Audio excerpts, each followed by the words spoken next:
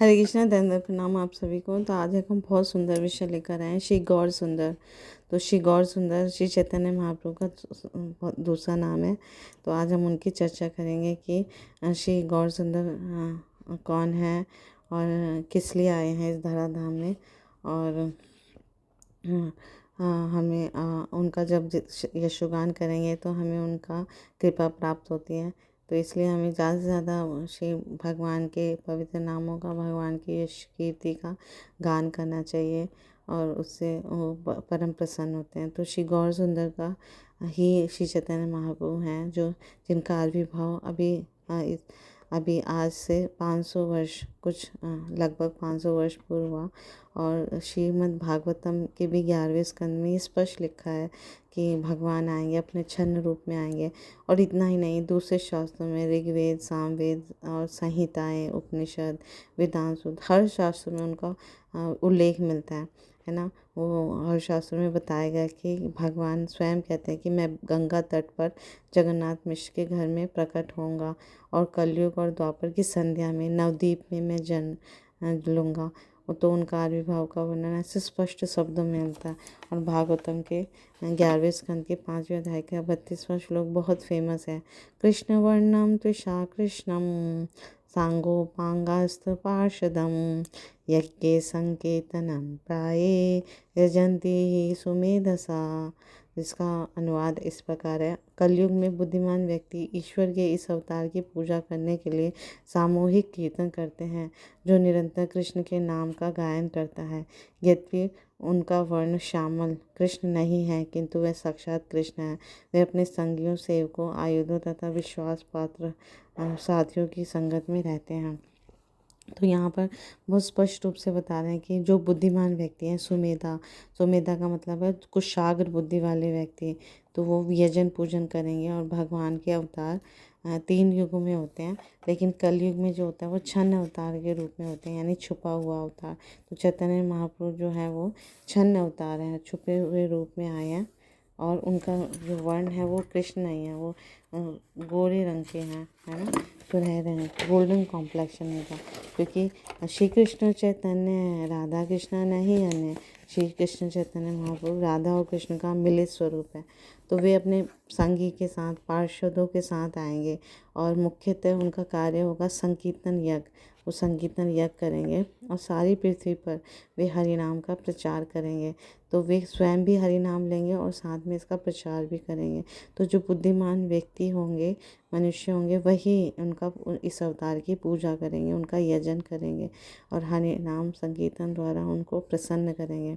तो इस युग में जो है, चाहे यज्ञ, हवन, पूजा, धारणा, ध्यान, समाधि, वो सिर्फ हरि नाम से हो जाएंगे। तो सब व्यक्ति जो उनको अनुसरण करेंगे वो हरे कृष्णा महामंत्र करेंगे। हरे कृष्णा कृष्णा कृष्णा हरे हरे, हरे रामा राम रामा हरे हरे। और ये जो छन्न अवतार है श्री गौर सुंदर का, वो राधा और कृष्ण का मिश्रित अवतार है। तो उनका शरीर का जो वर्ण है वो सुनहरा है, गौण वर्ण है, इसलिए उन्हें गौर सुंदर भी कहा जाता है। और उन्होंने श्रीमती राधा रानी के भाव को अंगीकार किया और सदैव हमेशा राधा रानी के भाव में विभोर रहते हैं। तो उनके प्राकट्य का 3 कारण था। मुख्य कारण श्री चैतन्य चरितामृत में बताया गया है।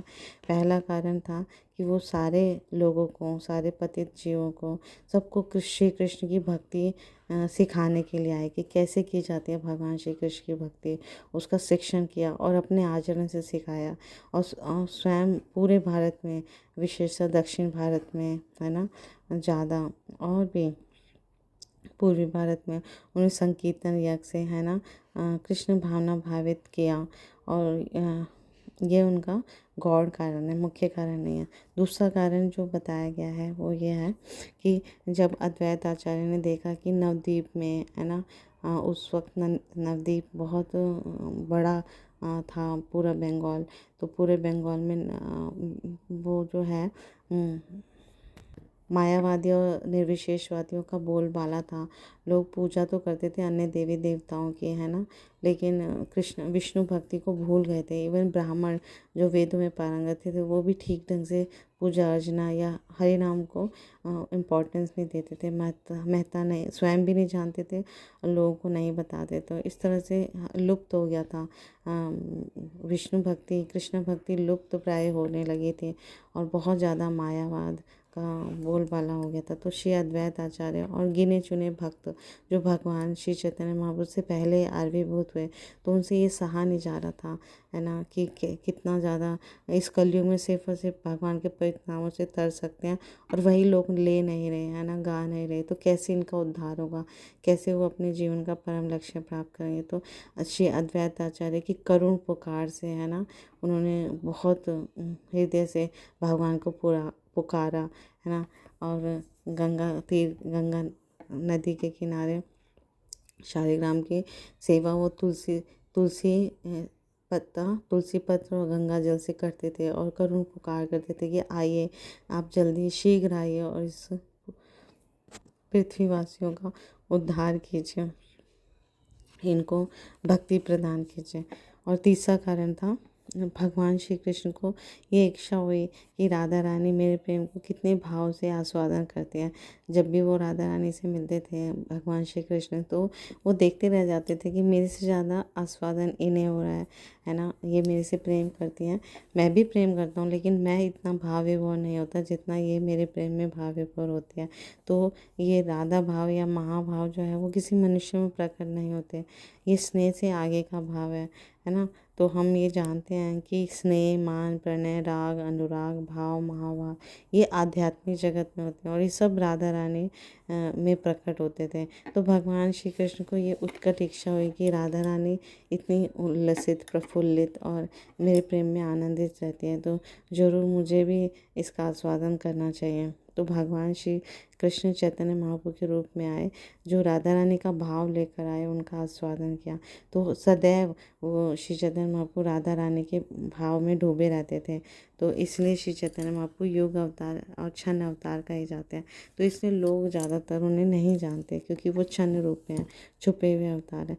लेकिन हमें बुद्धिमान व्यक्ति बनना है, सुमेधा बनना है, कुशाग्र बुद्धि वाले बनना है, जो शास्त्रों को अलग अलग युग में उपासना की गई है, उन उपासनाओं को छोड़कर हमें सिर्फ और सिर्फ जो इस कलयुग में यज्ञ संकीर्तन प्राय, इस कलयुग में सिर्फ संकीर्तन यज्ञ से हमें यज्ञ करना है, भगवान की पूजा आराधना करनी है, नाम संकीर्तन करना है, तो हम अपना जीवन धन्य कर पाएंगे।